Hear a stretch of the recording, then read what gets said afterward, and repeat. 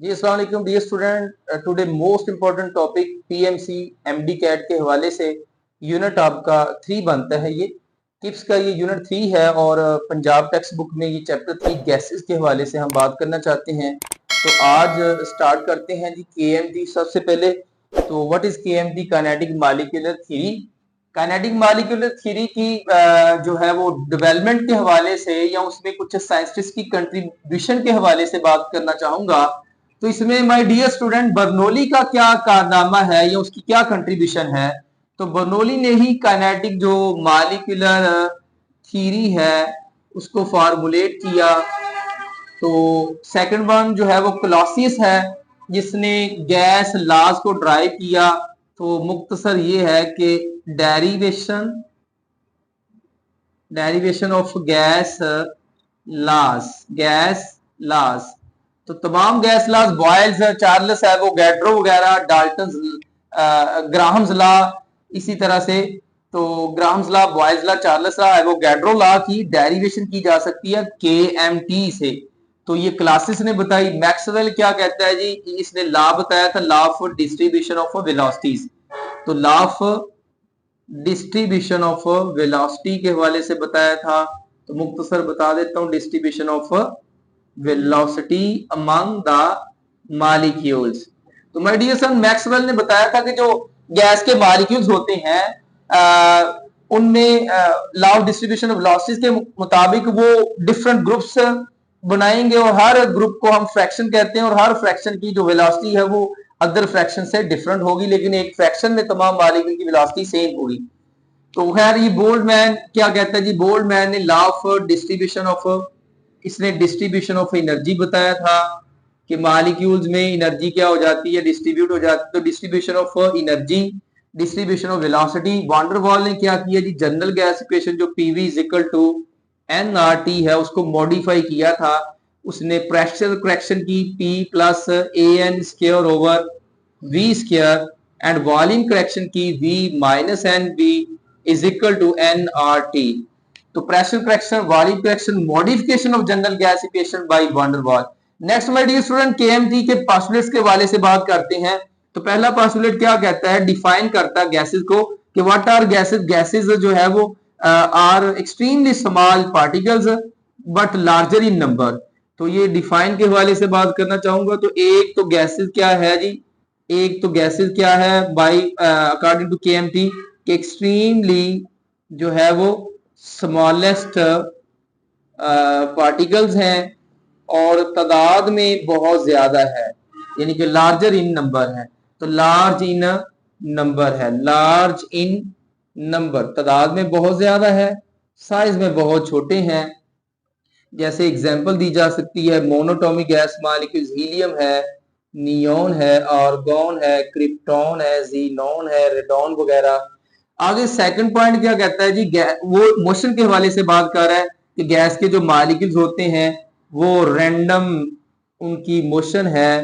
तो random motion की वजह से वो आपस में भी टकराएंगे। They may collide among themselves and they may collide with the wall of the container. तो रैंडम मोशन है और रैंडम मोशन के बाद थर्ड पे आ जाएं तो गैस का जो प्रेशर है वो डायरेक्टली प्रोपोर्शनल है, किस पे डिपेंड करता है? नंबर ऑफ कोलिजन्स पे डिपेंड करता है। तो my dear student pressure directly proportional to number of collision. Gas के मॉलिक्यूल जितना ज्यादा कोलाइड करेंगे उतना प्रेशर ज्यादा होगा। थर्ड वन जो है ये कोलिजन के हवाले से बात करते हैं। तो जो कोलिजन्स है, collisions my dear son, gases के collisions are perfectly elastic. Collisions are perfectly क्या होते हैं? इलास्टिक होते हैं। What does it mean elastic collision? तो माय डियर सन इस हवाले से ये पॉइंट समझ लें कि ऐसे कोलिजन को इलास्टिक कोलिजन कहते हैं जिसमें काइनेटिक एनर्जी मॉलिक्यूल की और प्लस उनका जो मोमेंटम है वो कोलिजन से पहले और कोलिजन के बाद क्या रहे? कांस्टेंट रहे। अगर एक मॉलिक्यूल है, मैं एग्जांपल देता हूं, एक टेनिस बॉल है, मैं अगर वो यहां से ड्रॉप कर देता हूं तो it will hit the floor, ये फर्श से टकराएगी, ग्राउंड कह लें, ग्राउंड से टकराएगी, टकरा के वापस आएगी, लेकिन कोलिजन के दौरान इसकी कुछ काइनेटिक एनर्जी वेस्ट हो जाएगी जिसकी वजह से ये दोबारा वापस अपनी उस ओरिजिनल पोजीशन पे नहीं आएगी। तो इस तरह से कंटिन्यूसली वो फर्श के साथ या ग्राउंड के साथ टकराती जाएगी, हर बार उसकी काइनेटिक एनर्जी कुछ ना कुछ कंज्यूम होती जाएगी और फाइनली जो है वो सारी की सारी काइनेटिक एनर्जी उसकी जीरो और वो कन्वर्ट हो जाएगी पोटेंशियल एनर्जी में। तो बहरहाल ये कोलिजन इलास्टिक क्या होता है जिसमें काइनेटिक एनर्जी और मोमेंटम कांस्टेंट रहता है। ये स्टूडेंट जिस तरह मैंने बताया कि pressure directly proportional to number of collisions है, इसी तरह से अगर हम एवरेज ट्रांसलेशनल काइनेटिक एनर्जी की बात करें तो वो भी डायरेक्टली प्रोपोर्शनल होगा किसके, टेम्परेचर के। जितना टेम्परेचर गैसेस का बढ़ता जाएगा उनकी काइनेटिक एनर्जी भी बढ़ती जाएगी। कांस्टेंट टेम्परेचर पे टू डिफरेंट गैसेस है, उनकी डिफरेंट मैसेज है, उनकी डिफरेंट नेचर है। एसटीपी पे टेम्परेचर कांस्टेंट है तो उनकी काइनेटिक एनर्जी भी सेम होगी। तो kinetic energy directly proportional temperature. Next जो है वो ग्रेविटी के हवाले से अगर बात करें तो मॉलिक्यूल इतने ज्यादा स्मॉलर इन साइज है कि ग्रेविटी जो है वो हैव नो इफेक्ट तो ऑन मोशन, तो उनकी जो मोशन है उस पे ग्रेविटी का कोई इफेक्ट नहीं होता। और second last my dear son, no force of attraction and repulsion है, no force of attraction and repulsion. तो माय डियर स्टूडेंट ये पॉसिबल ही नहीं है कि गैसेस में अट्रैक्शन ना हो या रिपल्शन ना हो। तो यहाँ पे तो हम बात कर रहे हैं नो फोर्स ऑफ अट्रैक्शन। तो माय डियर सन केएमटी की बात हो रही है आइडियल गैसेस के हवाले से। आइडियल गैसेस में फोर्स ऑफ अट्रैक्शन नहीं होती, आइडियल गैसेस में फोर्स ऑफ रिपल्शन नहीं होती, तो आइडियल गैस को आप लिक्विफाई नहीं कर सकते। तो बहरहाल नेक्स्ट देखें, no force of attraction, no force of repulsion and अगर आइडियल के हवाले से बात की जाए तो आप उनको हाईली कंप्रेस कर सकते हैं और उनका जो एक्चुअल वॉल्यूम है, एक्चुअल वॉल्यूम ACTUAL, लो जी, एक्चुअल जो वॉल्यूम ऑफ द गैस है, किसी भी गैस का एक्चुअल वॉल्यूम, उसको अगर मैं कंपेयर करूं in comparison of volume of the vessel, volume of vessel या वॉल्यूम ऑफ कंटेनर की मैं बात करूं तो माय डियर स्टूडेंट ये नेग्लिजिबल होता है, ये ना होने के बराबर होता है। But in case of only ideal gases, real gases के केस में जो वॉल्यूम है in highly compressed state no doubt के बहुत ही कम होगा in comparison of volume of vessel, लेकिन उसे आप नजरअंदाज नहीं कर सकते। It can not be neglected, it can not be ignored. चलें नेक्स्ट देखें। My dear student kinetic molecular जो इक्वेशन है इस हवाले से दो डेरिवेशन आपसे करना चाहूंगा कि कैसे ड्राइव करेंगे। एक तो एवरेज ट्रांसलेशन काइनेटिक एनर्जी है for 1 mole of the gas molecules, Avogadro molecules, और एक एवरेज ट्रांसलेशन काइनेटिक एनर्जी है फॉर अ सिंगल मॉलिक्यूल, यानी कि एवोगैड्रो मॉलिक्यूल्स के लिए 3/2 RT और सिंगल मॉलिक्यूल की average translation kinetic energy 3/2 KT होती है। इन दोनों को ड्राइव कैसे किया जा सकता है? जनरल गैस इक्वेशन क्या होती है? PV is equal to 1/3 small m capital N C square bar, तो C स्क्वायर बार। तो यहाँ पे average translational sorry kinetic molecular जो इक्वेशन है वो PV is equal to 1/3 small m capital N C bar square है। इससे आपने काइनेटिक एनर्जी ड्राइव कर ली है। इट्स वेरी सिंपल कि यू नो वेरी वेल कि PV is equal to 1/3 small m capital N। जब आप M से मुराद मास ऑफ सिंगल मॉलिक्यूल और N से मुराद एवोगैड्रो मॉलिक्यूल्स है तो दोनों का जो प्रोडक्ट होता है वो कैपिटल M मोलर मास के इक्वल हो जाएगा और C बार का क्या हो जाएगा? स्क्वायर हो जाएगा। तो C स्क्वायर बार कर लें। चले तो ये एवरेज और square of all possible velocity जिसे मीन स्क्वायर वेलोसिटी कहते हैं। तो खैर ये अब 1/3 MC स्क्वायर आ गया। अब आपने क्या करना है? 2 से मल्टीप्लाई करना है और 2 से डिवाइड करना है। तो 1/3 MC स्क्वायर बार, तो यहाँ 2 से मल्टीप्लाई किया, 2 से डिवाइड किया। अब ऐसे करें 2/3 लिख सकते हैं आप इसको और 1/2 ब्रैकेट में ले जाएं तो 1/2 MC स्क्वायर बार हो जाएगा। यहाँ पे माय डियर स्टूडेंट 2/3 है और ये 1/2 MC स्क्वायर बार जो है यही काइनेटिक एनर्जी है। तो इधर क्या आ जाएगा जी? लेफ्ट साइड पे क्या है? PV है। तो काइनेटिक एनर्जी के दो रिलेशन आ सकते हैं यहाँ पे। एक काइनेटिक एनर्जी जो है वो डियर स्टूडेंट आप देख सकते हैं काइनेटिक एनर्जी जो है वो KE इक्वल होगी 2/3 उधर जाके 3/2 PV हो जाएगा। तो काइनेटिक एनर्जी का एक एक्सप्रेशन ये बनता है कि 3/2 PV। सेकंड वन, अगर आप PV की वैल्यू लगा दें तो जनरल गैस इक्वेशन के मुताबिक PV इज इक्वल टू क्या होता है? nRT। और मैं एवोगैड्रो मॉलिक्यूल्स के हवाले से बात करना चाहूंगा तो n की वैल्यू क्या हो जाएगी 1 हो जाएगी और नंबर ऑफ पार्टिकल्स क्या हो जाएंगे एवोगैड्रो हो जाएंगे। इन दिस केस फिर पीवी इज इक्वल टू क्या हो जाएगा आरटी हो जाएगा। तो अगर पीवी की वैल्यू में आरटी लगा दूं तो 3/2 आरटी हो जाएगा और यही काइनेटिक एनर्जी है एवरेज ट्रांसलेशनल काइनेटिक एनर्जी का जो एक्सप्रेशन आ गया वो 3/2 आरटी आ गया। तो ये हमने ड्राइव कर लिया। कैसे आया second one my dear student यहाँ पे एवोगैड्रो मॉलिक्यूल्स है जब आप n को r को सॉरी डिवाइड कर देते हैं एवोगैड्रो नंबर से डिवाइड कर लेते हैं तो ये इक्वल हो जाता है k के। और ये जो रेशियो बिटवीन नेचुरल गैस या आइडियल गैस कांस्टेंट है आइडियल गैस कांस्टेंट और एवोगैड्रो नंबर के दरमियान जो रेशियो है इसको बोल्टजमैन कांस्टेंट कहते हैं। ये इस हवाले से भी ये पॉइंट क्लियर कर लें इस के को क्या कहते हैं इट्स अ कांस्टेंट। लेकिन ये बॉयल्स में कांस्टेंट जो है वो नहीं है ना ही ये बिलियोस्कोपिक कांस्टेंट है या क्रायोस्कोपिक कांस्टेंट नहीं है ये बोल्टजमैन कांस्टेंट है।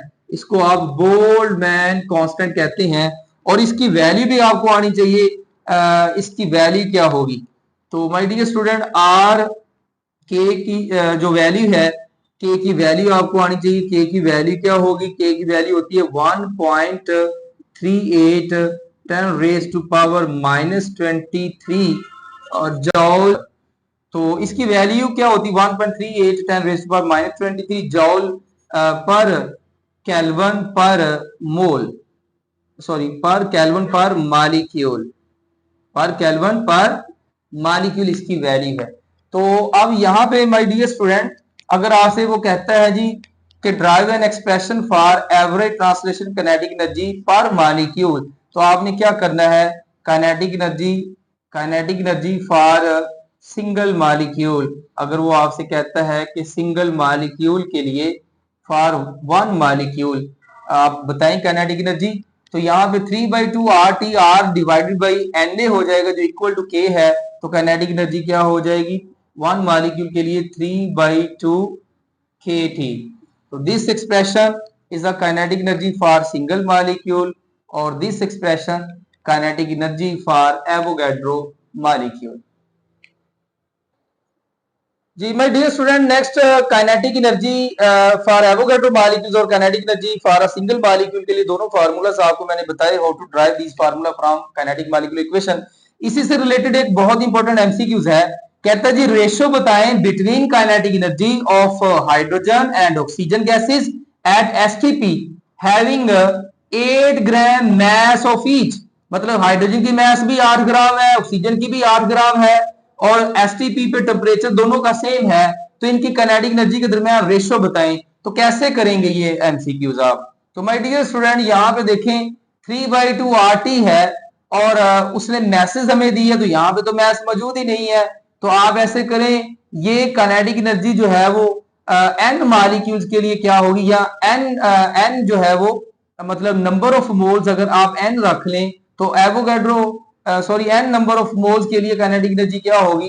तो मैं यहाँ पे काइनेटिक एनर्जी को मॉडिफाई कर रहा हूँ। काइनेटिक एनर्जी का जो फार्मूला मैंने बताया 3/2 RT है वो मैं लिख लेता हूं nRT। यहाँ पे मैंने n की वैल्यू 1 रख ली है अब मैं दोबारा वापस n रख लेता हूं यहाँ पे। तो काइनेटिक एनर्जी क्या है जी 3/2 nRT। तो अब माय डियर स्टूडेंट उसने मैसेज दिया आपको नंबर ऑफ मोल नहीं दिए तो आपने इस इक्वेशन को चेंज करना है। अब दोबारा यही इक्वेशन आप देखें तो अगर मैं ये इक्वेशन 3/2 nRT अप्लाई करूं हाइड्रोजन पे और ऑक्सीजन पे सेम टेम्परेचर है तो मैं ये 3/2 इस तरह से लिख सकता हूं 3/2 n1RT और 3/2 n2RT। और my dear student same temperature पे ये दोनों की काइनेटिक एनर्जी भी सेम होगी। तो 3/2 से 3/2 कैंसल RT से RT कैंसल तो क्या आ जाएगा n1 is equal to n2 आ जाएगा। और नंबर ऑफ मोल्स क्या होते हैं given mass divided by molar mass. तो आपने इन दोनों की मैसेज के दरमियान मैस को 8 ग्राम अगर हाइड्रोजन है डिवाइडेड बाई क्या हो जाएगा हाइड्रोजन है तो divided by 2 given mass divided by molar mass ratio. Next क्या हो जाएगा ऑक्सीजन की भी मैस वही 8 ग्राम है डिवाइडेड बाई मोलर मैस कितनी है उसकी 32।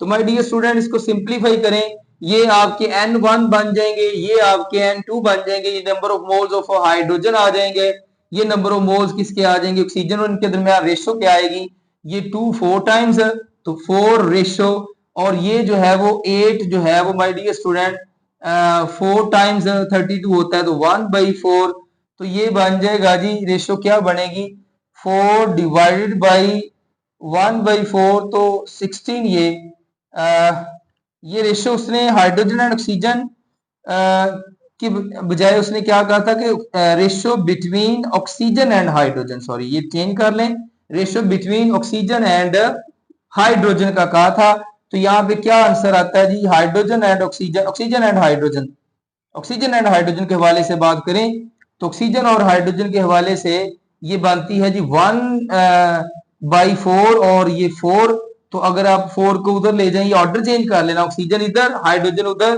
तो 1/4 मल्टीप्लाई 4, तो ये 1/16 आ जाएगी अगर आप ये रेशो ऑक्सीजन की हाइड्रोजन के साथ करते हैं, हाइड्रोजन ऑक्सीजन के साथ नहीं, तो ratio between oxygen to hydrogen, तो ये बन जाएगी 1/16, तो 1/16 ये डेल आ जाएगा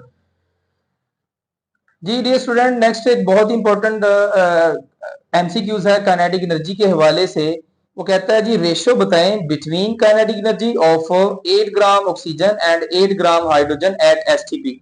तो my dear son, STP standard temperature pressure जो है वो सेम टेम्परेचर पे काइनेटिक एनर्जी दोनों की क्या होगी, सेम होगी, लेकिन उनके दरमियान रेशो का उसने कहा जी रेशो बताएं इनके दरमियान, तो मैसेज उसने ऑक्सीजन और हाइड्रोजन दोनों की 8 ग्राम दी है, ऑप्शन है जी आपके सामने।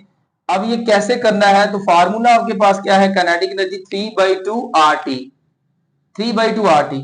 अब यहाँ पे जब n की वैल्यू मैंने 1 ली तो ये RT आ जाता है, अगर मैं दोबारा वहीं पे n लगा दूं तो काइनेटिक एनर्जी का फार्मूला हो जाएगा n मोल्स के लिए 3/2 nRT। तो यहाँ पे देखिए कि काइनेटिक एनर्जी 3/2 nRT, और अगर मैं ये N1 रख लूं और ये N2 रख लूं तो ये ऑक्सीजन के लिए फार्मूला हो जाएगा और ये हाइड्रोजन के लिए होगा, 3/2 से 3/2 कैंसिल, RT से RT कैंसिल, तो सिंप्लीफाई ये क्या हो जाएगा N1 ratio N2, N1 ratio N2। तो यहाँ पे माय डियर स्टूडेंट ये ऑक्सीजन के जो नंबर ऑफ मोल्स है वो N1 है, रेशो जो हाइड्रोजन के नंबर ऑफ मोल्स है वो N2 है, और नंबर ऑफ मोल्स क्या होते हैं, given mass divided by molar mass, तो 8 ग्राम उसने मास दी है, डिवाइडेड बाय क्या हो जाएगा 32, और यहाँ पे जो मास है वो भी सेम है, 8 gram divided by molar mass क्या है 2, तो सिंपलीफाई कर लें, यहाँ पे 8 4 टाइम्स और यहाँ पे 2 4 टाइम्स, तो ये माय डियर सन 1/4 आ जाएगा और ये 4 आ जाएगा। अब ये रेशो है, और अगर मैं इसको दूसरी फॉर्म में लिखना चाहूं तो ये रेशियो साइन खत्म करके फ्रैक्शन में कन्वर्ट करूं तो ये 1/16 हो जाएगा, इस तरह से ये बीटा ऑप्शन आ जाएगी। तो ratio between kinetic energy of oxygen and hydrogen at STP 1/16 beta. Student next root velocity के हवाले से बात करते हैं, तो 3 तरह की वेलोसिटीज के एक्सप्रेशंस आपको पता होना चाहिए। यहाँ पे सबसे पहले जो है वो रूट मीन स्क्वायर वेलोसिटी के हवाले से बात कर लें, तो इसका एक्सप्रेशन या इसका फार्मूला आपको पता होना चाहिए, क्या होता है 3RT/m अंडर स्क्वायर रूट। और second one my dear student average velocity है, तो वो CAV लिख देता हूँ, एवरेज वेलोसिटी C बार से जाहिर करते हैं, तो एवरेज वेलोसिटी का फार्मूला होता है 8RT/m, sorry 8RT/m under square root. And third one जो है वो मोस्ट प्रोबेबल वेलोसिटी है, MP लिख देता हूँ, मोस्ट प्रोबेबल वेलोसिटी, तो ये क्या है इसका फार्मूला जी 2RT/m अंडर स्क्वायर रूट। अगर इनका हम कंपैरिजन करें तो माय डियर स्टूडेंट कंपैरिजन के हवाले से देखिएगा, अगर मैं इन तीनों की रेशियो फाइंड आउट करना चाहूँ तो कंपैरिजन देखें, तो कंपैरिजन में ये root mean square velocity RMS ratio आ जाएगी, नेक्स्ट जो है वो एवरेज वेलोसिटी AB आ जाएगी, और नेक्स्ट रेशियो जो है वो मोस्ट प्रोबेबल वेलोसिटी MP आ जाएगी। तो माय डियर स्टूडेंट यहाँ पे देखें RT/m, RT/m, RT/m तीनों में कॉमन है स्क्वायर रूट के साथ, लेकिन डिफरेंस क्या आ रहा है, 3 का स्क्वायर रूट और 8/पाई का स्क्वायर रूट, और इस केस में सिर्फ 2 का स्क्वायर रूट। तो ये डिफरेंस क्या आ रहा है। अगर मैं यहाँ पे रूट मीन स्क्वायर वेलोसिटी के हवाले से बात करूं तो ये आ जाएगा जी 3 under square root RT/m under square root, और सेकंड वन में RT/m अंडर स्क्वायर रूट, और सेकंड में क्या है 8/पाई अंडर स्क्वायर रूट, तो 8/पाई अंडर स्क्वायर रूट, और थर्ड वन में 2 का स्क्वायर रूट आ जाएगा, और साथ में RT/m के हवाले से बात करें तो ये रूट मीन स्क्वायर वेलोसिटी और एवरेज वेलोसिटी और मोस्ट प्रोबेबल वेलोसिटी का अगर हम कंपैरिजन करें तो ये उनके फार्मूलाज हैं, और ये आप कैंसिल कर दें, RT/m तीनों में कॉमन फैक्टर है, तो यहाँ 3 अंडर स्क्वायर रूट आ जाएगा, या 8/पाई अंडर स्क्वायर रूट, और ये 2 अंडर स्क्वायर रूट। तो इसका आ जाएगा जी आंसर जो है वो 1.224 आ जाएगा रेशो, और ये 8/पाई अंडर स्क्वायर रूट का 1.12 आ जाएगा, और दिस वन इज 1। तो यहाँ से ये क्लियर हो जाता है कि हमारा सबसे जो बड़ी वैल्यू आती है वो रूट मीन स्क्वायर वेलोसिटी की आती है। तो इनके दरमियान फिर रिलेशन क्या बनेगा कंपैरिजन करने पे, रूट मीन स्क्वायर वेलोसिटी की वैल्यू सेम टेम्परेचर पे RTP पे रूम टेम्परेचर पे, या इसी तरह STP पे अगर गैसेस के हवाले से, सेम हाइड्रोजन गैस के हवाले से या ऑक्सीजन के हवाले से, किसी भी गैस के हवाले से अगर तीनों की वैल्यूज कैलकुलेट की जाए तो root mean square velocity more than जो है वो एवरेज वेलोसिटी होगी, और एवरेज वेलोसिटी की जो वैल्यू है वो more than most probable velocity NPK से बड़ी होगी। तो ये कंपैरिजन। डियर स्टूडेंट, यहाँ पे बहुत इंपॉर्टेंट एमसीक्यूज है, relation between root mean square velocity CRMS and density of the gas. तो root mean square velocity density के डायरेक्टली प्रोपोर्शनल है, स्क्वायर रूट ऑफ डेंसिटी के डायरेक्टली है, या डेंसिटी के डायरेक्टली है, या स्क्वायर ऑफ डेंसिटी के डायरेक्टली है, या डेंसिटी के इनवर्सली है। तो इन चारों ऑप्शन में से कौन सा ऑप्शन सही है, ये चेक करने के लिए इसको पहले रूट मीन स्क्वायर वेलोसिटी का फार्मूला देख ले क्या होता है my dear son. Root mean square velocity का फार्मूला है CRMS is equal to 3RT/m under square root. तो माय डियर सन यहाँ पे RT क्या है, PV is equal to NRT, तो RT की जगह पे आप PV लिख सकते हैं, तो ये आ जाएगा 3PV/m अंडर स्क्वायर रूट, और अगर मैं ये स्क्वायर रूट अलग कर लूं तो 3p का स्क्वायर रूट ओवर जो है m/v आ सकता है अंडर स्क्वायर रूट, और ये m/v क्या होती है, डेंसिटी होती है, तो ये 3p under square root over d under square root. तो root mean square velocity density की क्या होती है इनवर्सली, तो this one is true 1/d under square root. Next dear student, ratio between root mean square velocity of hydrogen at 50 kelvin है जबकि oxygen eight 800 kelvin है। तो रेशियो आपने फाइंड आउट करनी है, दो डिफरेंट गैसेस दो डिफरेंट टेम्परेचर पे मौजूद है और उनकी रूट मीन स्क्वायर वेलोसिटीज के दरमियान रेशियो क्या होगी। तो रेशियो फाइंड आउट की जा सकती है, क्या फार्मूला है 3RT/m अंडर स्क्वायर रूट। तो माय डियर सन R यहाँ पे कांस्टेंट है, नंबर यहाँ पे कांस्टेंट है, वेरिएशन किस में आएगी, टेम्परेचर में और मोलर मैस में, और स्क्वायर रूट जब कंपैरिजन करोगे तो स्क्वायर रूट और नंबर और R कैंसिल हो जाते हैं। तो यहाँ पे रूट मीन स्क्वायर वेलोसिटी ऐसे रख लें, रूट मीन स्क्वायर वेलोसिटी का comparison root mean square velocity, और फॉर आपने करना है जी हाइड्रोजन के लिए, तो हाइड्रोजन का जो टेम्परेचर है वो ऐसे लिख लें कि ये T/m है हाइड्रोजन के लिए, और ये T/m है ऑक्सीजन के लिए। तो यहाँ पे my dear sir temperature hydrogen का गिवन है जी 50 केल्विन, तो 50 केल्विन लिख लें, ओवर मोलर मास उसकी 2 होगी, जबकि ऑक्सीजन के हवाले से टेम्परेचर उसका 800 केल्विन है और मोलर मास उसकी 32 होगी। सिंप्लीफाई कर लें, जीरो से ये zero cancel, 16 2 times 32 and 16 5 times 80। तो माय डियर सन यहाँ पे लेफ्ट साइड पे भी 5/2 है, राइट साइड पे भी 5/2 है, और कैंसिल कर दें तो 1:1 1:1 1 जस्ट 1। तो माय डियर सन बीटा ऑप्शन आ जाएगी इसमें। नेक्स्ट कंपैरिजन करते हैं एक साथ Boyle's law, Charles law, Avogadro law और general gas equation.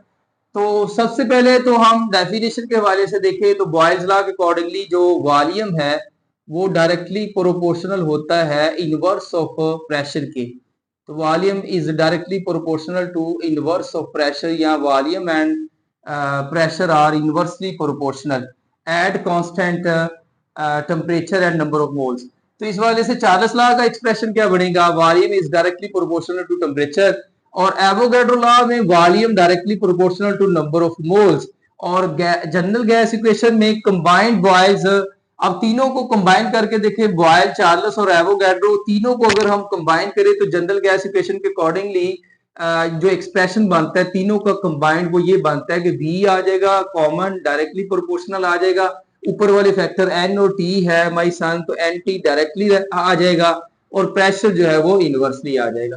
My dear sir, next अगर हम चेंज करें इस वाले से तो प्रोपोर्शनलिटी साइन को मैं चेंज कर देता हूँ इक्वालिटी में, तो यहाँ पे कांस्टेंट K ओवर P आ जाएगा, यहाँ पे V is equal to KT आ जाएगा, यहाँ पे V is equal to KN आ जाएगा, यहाँ पे V is equal to RNT over P आ जाएगा। तो यहाँ पे तीनों केसेस में प्रोपोर्शनलिटी कांस्टेंट K सेम है, जबकि यहाँ पे जो प्रोपोर्शनलिटी कांस्टेंट उसको जनरल गैस कांस्टेंट R कहते हैं।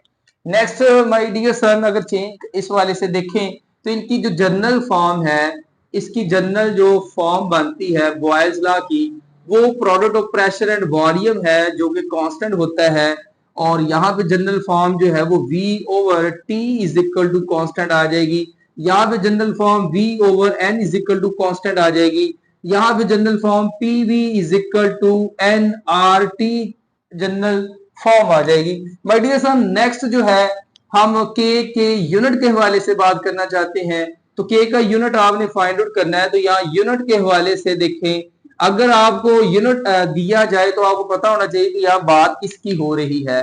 तो प्रेशर का यूनिट ATM रख लें और वॉल्यूम का डेसीमीटर क्यूब रख लें, तो ये K यूनिट आ जाएगा। यहाँ पे जो यूनिट है बाई सन, वॉल्यूम का जो होगा वो डेसीमीटर क्यूब होगा, और टेम्परेचर का यहाँ पे केल्विन आ जाएगा, तो डेसीमीटर क्यूब पर केल्विन K का यूनिट हो जाएगा। इन दिस केस वॉल्यूम का यूनिट डेसीमीटर क्यूब अगेन आ जाएगा, और यहाँ पे N फॉर मोल्स है तो यहाँ पे मोल आ जाएगा, डेसीमीटर क्यूब पर मोल K का यूनिट बन जाएगा।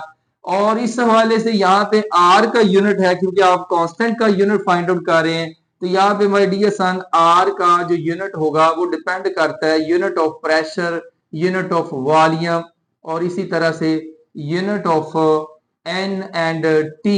तो माय डियर सन यहाँ पे यूनिट क्या आ जाएगा R का, अगर मैं प्रेशर का यूनिट ATM ले लेता हूँ और वॉल्यूम का डेसीमीटर क्यूब रख लेता हूँ, और N का मोल और टेम्परेचर का केल्विन, तो क्या यूनिट होगा, decimetre cube ATM decimetre cube पर केल्विन पर मोल हो जाएगा। इस तरह यूनिट के हवाले से हमने बात कर ली। अब अदर फॉर्म्स की बात कर ले, तो अदर फॉर्म्स क्या हो सकती है my dear son, other mathematical form, other forms mathematically अगर हम बात करें तो क्या हो सकती है माय डियर सन, इस हवाले से देखें my dear son, other mathematical form, अगर ये K कांस्टेंट है तो आपका प्रेशर वेरी करता है, प्रेशर लेट्स सपोज P1 है तो वॉल्यूम V1 होगा, और प्रेशर अगर P2 है तो वॉल्यूम V2 होगा।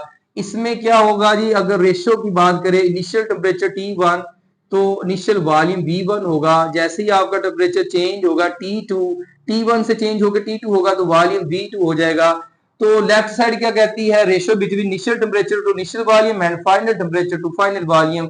इन दिस केस रेशियो क्या हो जाएगी जी, अदर मैथमेटिकल फॉर्म क्या हो जाएगी, V1 over N1 is equal to V2 over N2 हो जाएगी। यहाँ पे initial volume to initial number of moles है, अगर दो डिफरेंट गैसेस लें, अगर दो डिफरेंट गैसेस के वॉल्यूम सेम है तो उनके नंबर ऑफ मोल्स भी सेम होंगे और उनके मॉलिक्यूल्स भी सेम होंगे। इसकी अदर मैथमेटिकल फॉर्म भी बनती है कि अगर आप दो गैसेस के वॉल्यूम सेम लेंगे तो उनके नंबर ऑफ जो है वो मॉलिक्यूल्स भी सेम होंगे। एट एसटीपी पे स्टैंडर्ड टेम्परेचर प्रेशर पे अगर मोल सेम है तो वॉल्यूम सेम है तो नंबर ऑफ पार्टिकल्स भी सेम होंगे। इसकी अदर मैथमेटिकल फॉर्म क्या हो सकती है, अगर आर कांस्टेंट है तो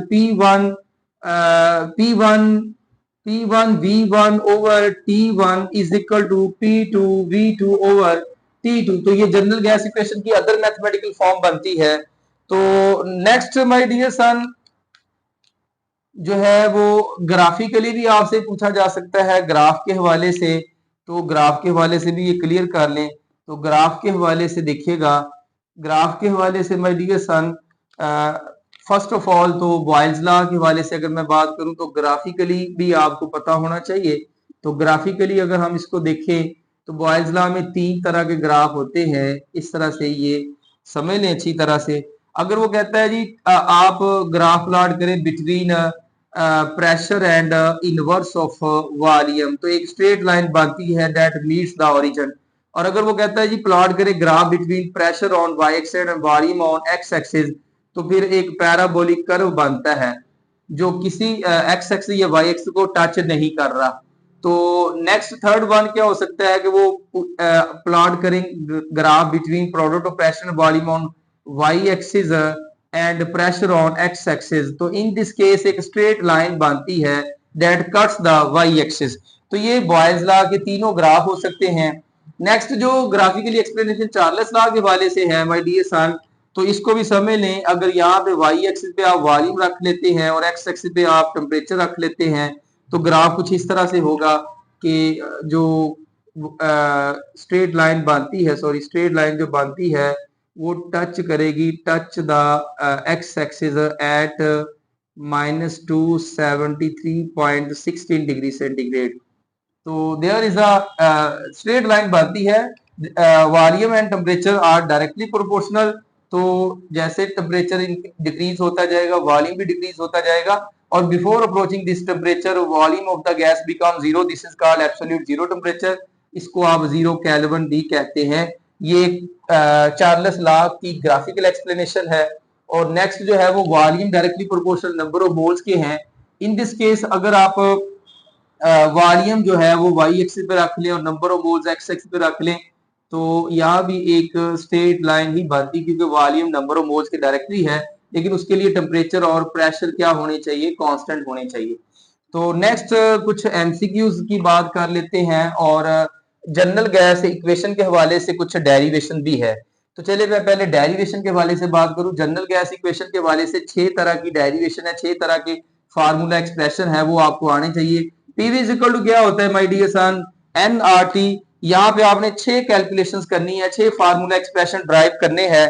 तो सबसे पहले मैं एक एक्सप्रेशन जो है मैं लिख देता हूँ। यहाँ पे 6 तरह की एक्सप्रेशन है, 1 2 3, उसके बाद ये 4 5 एंड ये 6।